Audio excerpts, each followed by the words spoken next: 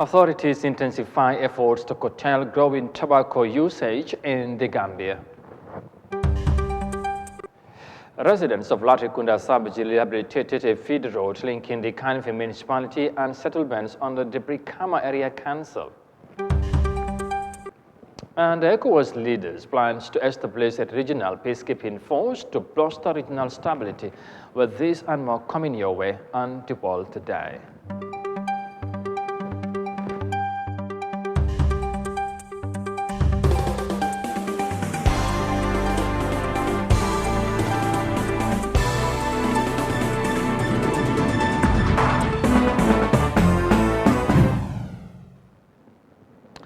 Hello, this is Eyeafrica TV and you are watching the World Today News Bulletin coming to you live from our studios in Banjul. Many thanks for joining us. I am Amadou Kante and now the news in detail. Now, a joint operation aimed at the enforcement of a Tobacco Control Act 2016 was recently carried out by the Non-Communicable Disease Unit of the Ministry of Health. RAID, the Gambia, the GRA, and the Gambia Police Force. Now, the operations targeted shop owners, retailers, and wholesalers, as well as the importers dealing with tobacco-related products in Banjul, Kanifing Municipality, and the West Coast region. Mafuji Sise has more details of that in this report. The Joint Task Force began its unannounced operation on November 30th and for 3 days inspected shops, retail businesses, wholesalers and importers of tobacco and tobacco-related products to ensure that these entities were compliant with the Tobacco Control Act of 2016. The team found that all the importers visited were 100% compliant in terms of boldly printing the graphic health warnings on their cigarettes packs. Notwithstanding, some tobacco products were confiscated from those vendors and shopkeepers that were selling cigarettes in single sticks, displaying tobacco products, or selling such products without a graphic health warning on them. In Banjul, the task force visited the main garage, Albert Market, the ferry terminal, tobacco retailers, shopkeepers, and vendors. Tobacco importers such as Saiben A. Mahdi and Sons, Screen Limited, J&B Trading, Momodu Wuri Jallo Trading, and others were also inspected.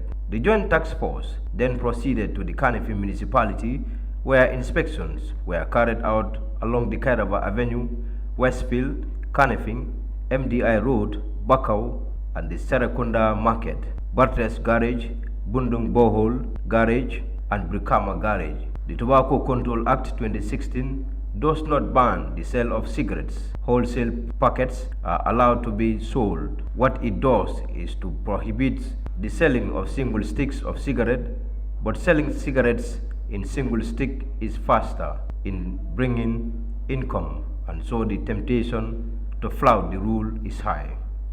Meanwhile, during the exercise, some individuals and commuters found smoking in public places such as garages, markets, and on the streets were engaged and sensitized on the effects of public smoking and what the law says. All the people that were engaged fully complied and put off their cigarettes. The owners of a new vape business along the Kairaba Avenue that was fully loaded with electronic smoking devices was asked to close and report to the Non-Communicable Disease Unit for questioning. The whole operation was odorous but non-confrontational. There are many health complications attached to smoking, including cancer, heart diseases, respiratory problems, and kidney failure, among others.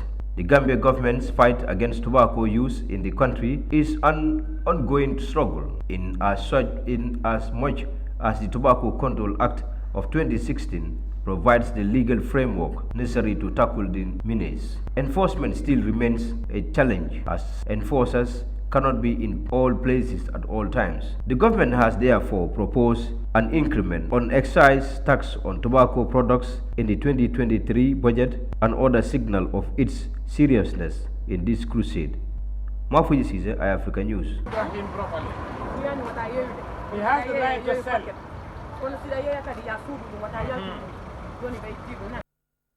And from the report there by Mafuje Sise on tobacco control measures.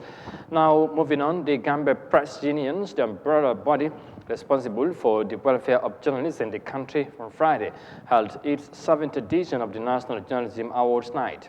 The awards night is usually held annually to celebrate journalists that have performed remarkably well in various categories over the course of the year, but also to recognize their immense contributions to the national development.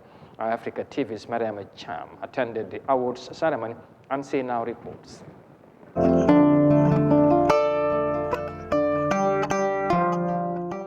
The annual Journalism Awards Night is the highest and most prestigious journalism awards in the country, organized by the Gambia Press Union as a flagship event of the annual commemoration of World Press Freedom Day. The awards honors and celebrates courage and excellence in Gambian journalism across all media platforms, ranging from the print, electronic, online, multimedia, and photography. The 7th edition gathered over 200 individuals, including journalists, media partners, and others, to cheer and award journalists with the most outstanding stories for the year 2021 story entries. Mohamed Esba, president of the Gambia Press Union, spoke on the importance of the awards and how impactful they are in the social, political, and economic development of the country. By awarding outstanding journalists in various categories, the National Journalism Award aims to motivate and commit journalists to strive for excellence by producing impactful stories that are of relevance to our social, political, and economic development. Since inception in 2016, the award has contributed remarkably in the improvement on the number of quality entries received and reviewed by the judges annually. The judges award stories in each category based on the content, impact, and how effective and vital they are to the society. It took hard work and courage for the awards night to be instituted, but as they say, hard work pays off in the end. This was a point which Sana Kamara, champion of the organizing committee, was all too pleased to make. The awards is not just about raising funds. No, it is also about sleepless nights. It's about disagreements over what goes wrong or what is going right. It's about fighting during meetings. It's about series of media appearances. It's a lot of it. There's a lot of things involved in this process. My colleagues here will bear me witness. However, I would like to thank my team members for this year for pulling up another success this year. Issa Williams, chairperson of the panel of judges, took the crowd through the criteria set in place to come up with the final list of nominees. Of the total of 137 entries, we were able to shortlist 49. That's almost 36%, which were deemed fit enough to pass. For each submission, we scored the following 5 categories. 1. Newsworthiness and angling. 2. Accuracy and factuality. 3. Style, grammar, and presentation. 4. Originality. And 5. Public benefit and impact. Now, each of these categories were graded on a scale of 1 to 5, with a pass mark of 10 for shortlisting. And out of the 49 we shortlisted, we awarded just 13, so roughly about 26%. The Business and Finance Reporting Award went to Yankuba Jallo. Mustafa Sise won the Human Rights Reporting. Ibrahim Kebi Sonko got the Sports Reporting Award. The Health and Medical Reporting Award went to Pamudu Cham. The Women's Reporting category went to Sohna Tunkara. The Culture and Arts Entertainment was won by Ndaiso. And Jara Cham won the Migration Award. And the list goes on. Reporting for Eyeafrica News, I am Yahya Jammeh.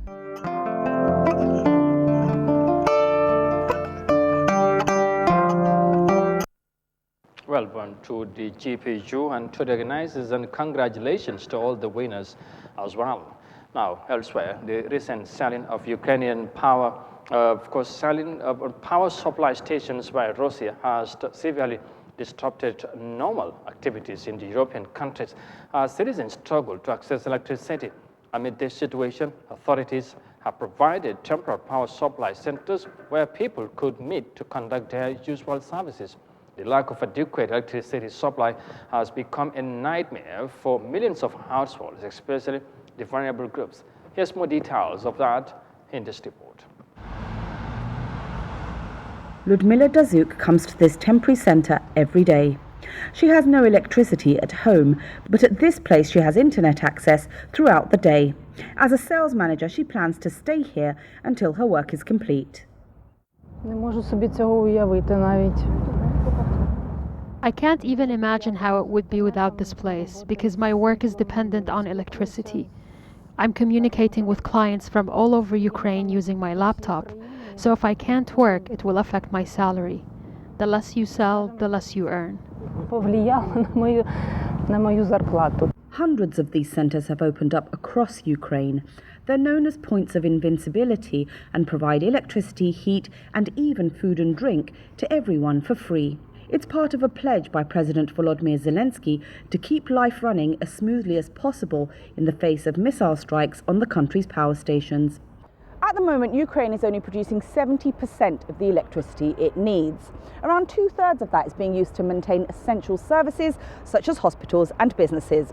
And that is why millions of households across the country are still experiencing scheduled power cuts. And the Kyiv region is one of the worst hit. For the elderly and vulnerable, a lack of electricity can have serious consequences.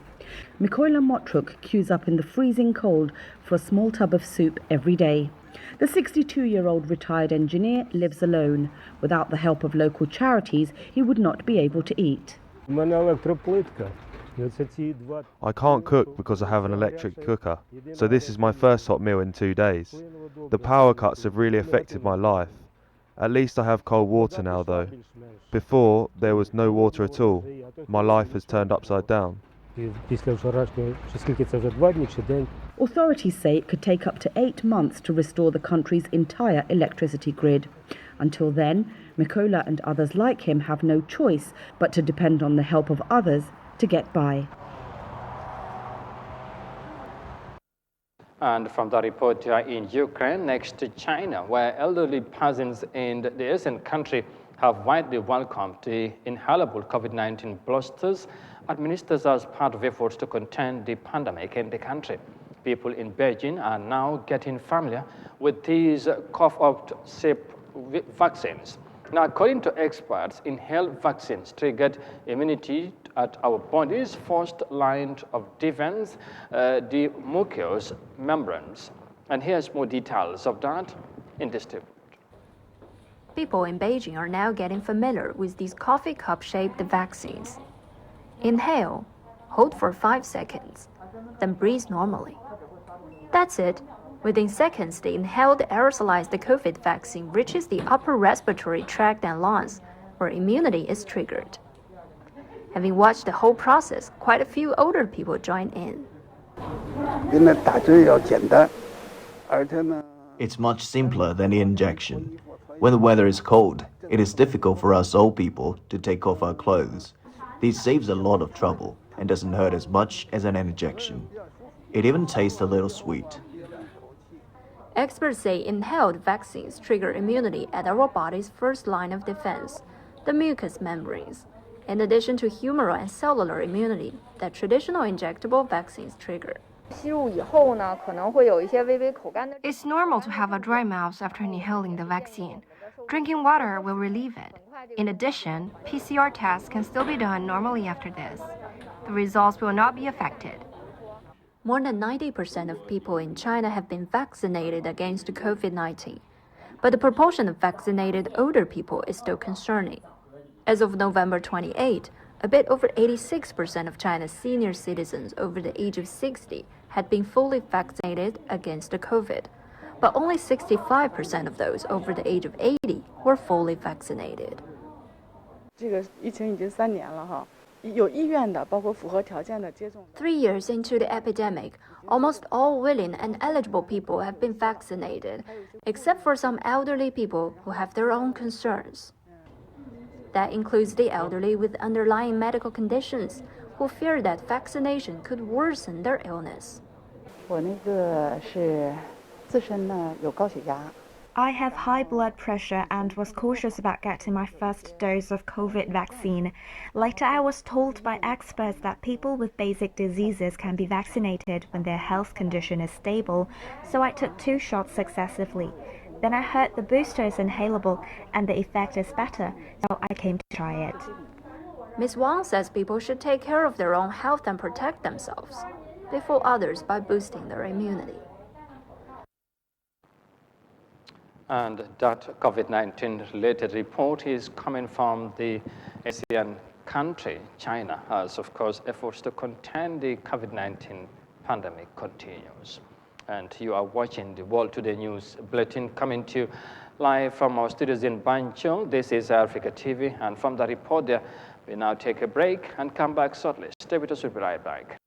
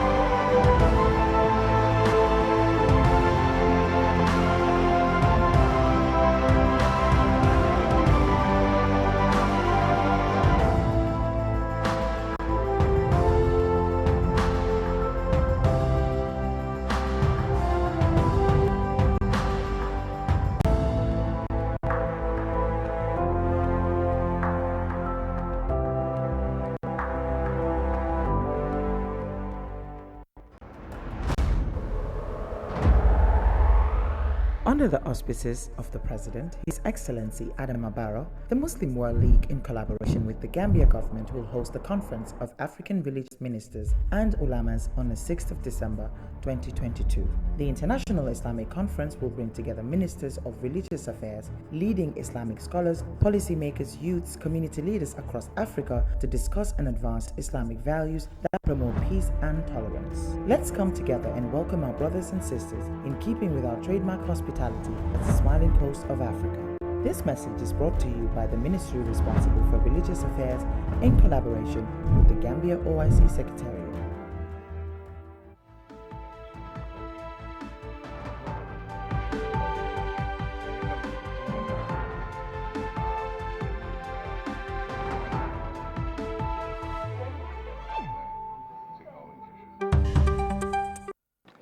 Welcome back, and this is Eyeafrica TV, and you are watching the World Today News Bulletin coming to you live from our studios in Banjul. And once again, many thanks for joining us, and let's now look at the rest of the stories. Our leaders of the Economic Community of West African State, ECOWAS, on Sunday agreed to establish a regional peacekeeping force to intervene against jihadism and to help restore constitutional order in a region that has seen coups over the last 2 years. The ECOWAS leaders have decided to act to take care of our security in the region, according to Omar Ali Toure, president of the ECOWAS Commission. The leaders said they are determined to establish a regional force that will intervene in the event of need, whether this is in the area of security, terrorism, or to restore constitutional order in the member countries during an annual summit in the Nigerian capital of Abuja. Mali, Guinea, and Burkina Faso have been hit by military coups in the last 2 years. Now, the 3 countries have been suspended from the decision-making bodies of ECOWAS. The 15-member political and economic bloc is yet to provide more details on how the force would be constituted, but added that the region's defense chiefs would convene next month to chalk out how it would operate. On Sunday, the West African leaders also told Mali's ruling junta to release, by the end of this month, 45 Ivory Coast troops it has held since July. Ivory Coast says the troops are sent to provide backup to the UN peacekeeping mission in Mali and are being unfairly detained. Now, if the soldiers were not released, ECOWAS leaders said they reserved the right and they have taken the decision to take certain measures, but they would appeal and call on the authorities of Mali to release the soldiers. And from that development there from the ECOWAS, and of course, let's come back home, because in what is becoming a rarity in the Gambia, residents of Latrikunda Savage have resuscitated a decades-old community spirit of pulling together, known in the Gambia as Tesito, by turning out in large numbers to rehabilitate the border road between the Kanifing municipality and the Brikama Area Council. The road stands at a crucial point as it serves as a diversion for vehicles going to Nemakonko and Costa Road, but it had been badly dilapidated by the rains, making travel difficult for commuters. Mafuji Sise went along and he tells us more in this report. The road in Quakeson links the Kanifing municipality and the Brikama Area Council settlements of Nemakunku and the Costa Road, but it was badly damaged by the last rain, which were exceptionally heavy, making travel a lot harder for commuters here. Today, though, residents of Latrikunda Sabiji have decided to take matters into their own hands by coming out in numbers to rehabilitate the road and make it usable once again. The National Assembly member for the area is Honorable Yahya Jammeh, who expressed delight in the large turnout, saying development all over the world is usually done by the indigenes themselves. He went on further to make an appeal for more assistance to his community. The amount of youths present here, the amount of elderly people present here, the amount of women present here is telling me that this part of Latrikunda Sabaji Arjananding people are very united, and they are united for a purpose. They are united for development, and they are united for progress.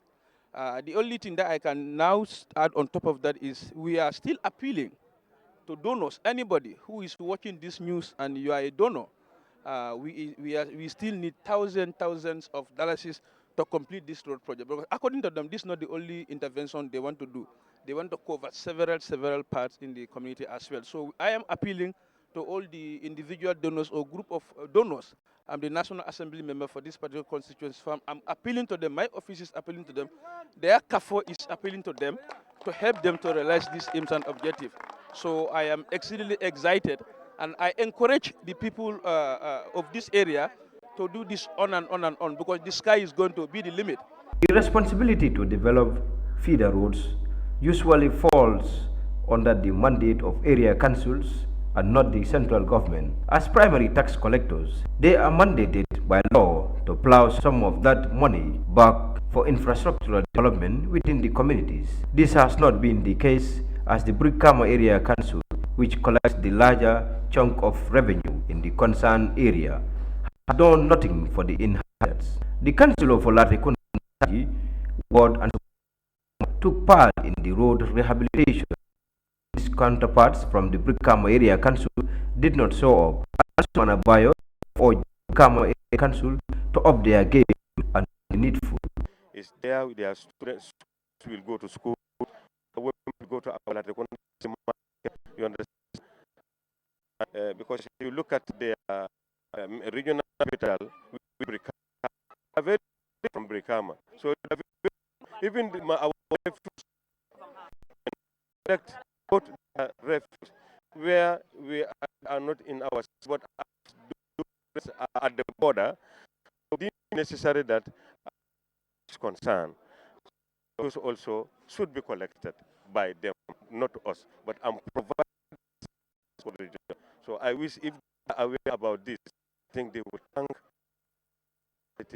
and then emulate our Lord Mayor's vision because he is the one who initiated these refuse trucks to be shared among all the 19 wards. There is no ward in KMC that has no truck of its own.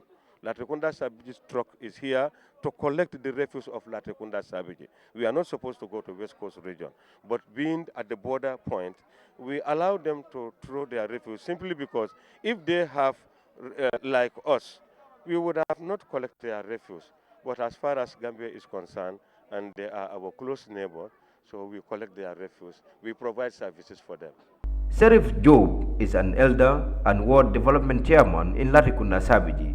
As ward development chairman, it's his office duty to handle challenges of this nature. Ward development chairman.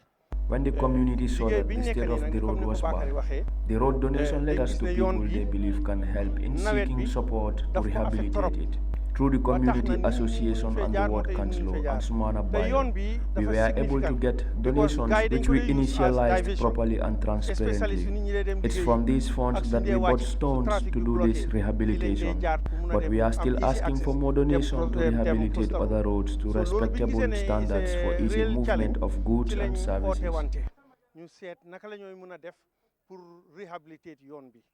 It's clear from what one sees here that the united community can help transform itself by initiating projects that are tailor-made for its development.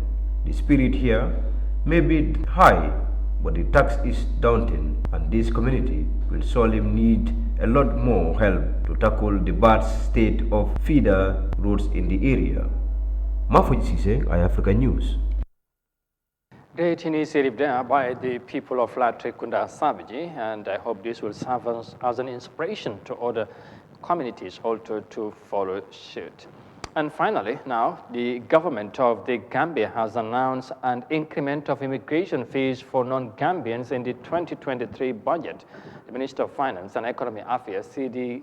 K.M. Keita, announced the new immigration fees for non-Gambians as he delivered the 2023 budget speech at the National Assembly. But he said fees for the ECOWAS IDs and non-Gambian IDs will remain the same. Moses Imendirada has more details of that in this report. The Gambia has drawn the curtains on the 2022 budget and is now looking forward to opening a new chapter with the 2023 budget. But the new budget comes with significant changes that include increments to fees paid by non-Gambians for the right to stay in the country. Following the outbreak of the coronavirus pandemic and the Ukraine war, global economic prospects have worsened and the impact has trickle-down effects on the Gambia's economy. The increments are therefore inspired by the government's commitment to build resilience and reinforce macroeconomic sustainability and boost revenue amid the economic hardships around the globe. The Minister of Finance and Economic Affairs, C.D. Keita, announced the changes. There are 14 elements. ECOWAS cards, ECOWAS ID cards, currently 400 will remain the same. Non-Gambian ID, currently 650 will remain the same. Permit A for ECOWAS, currently is 1,850, will increase to 3,000.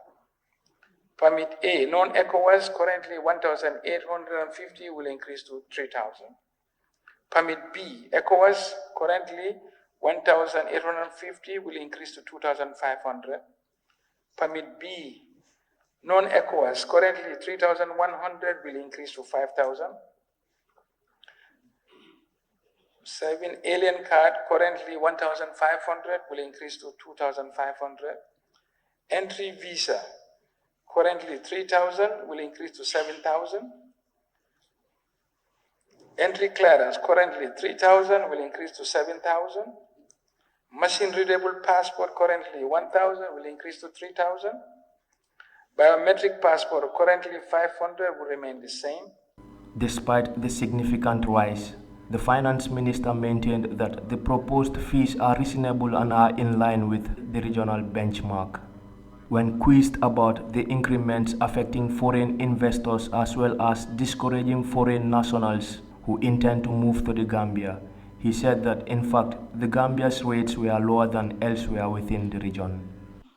Tariff to the immigration that we propose was done in consultation with the Ministry of Immigration, Interior. And they reviewed, I think they have last reviewed the tariff 30 years ago. And they did a benchmark study. These benchmark studies show that our tariffs have not only been historic, but are far below the regional benchmarks. So the proposed rates were the recommendation of the Ministry of Interior and the Immigration Directorate, which is consistent with the regional benchmarks.